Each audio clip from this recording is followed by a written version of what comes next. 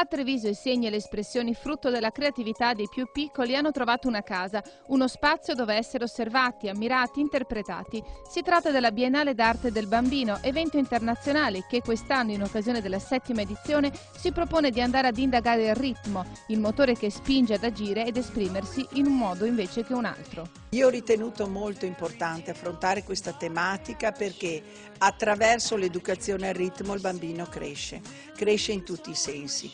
Soprattutto oggi che noi abbiamo questi dinamismi troppo incalzanti, troppo travolgenti, il bambino deve nel tempo saperlo gestire, programmare e dominare.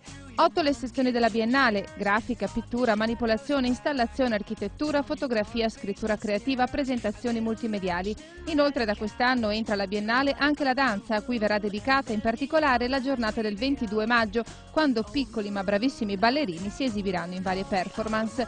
In tutto sono 140 le opere di bambini di Veneto e Lombardia, considerati come veri e propri artisti, al pari dei maestri che espongono le loro opere nelle più grandi ed apprezzate gallerie d'arte del mondo, tenendo a mente che l'artista, prima di essere un adulto, è un bambino.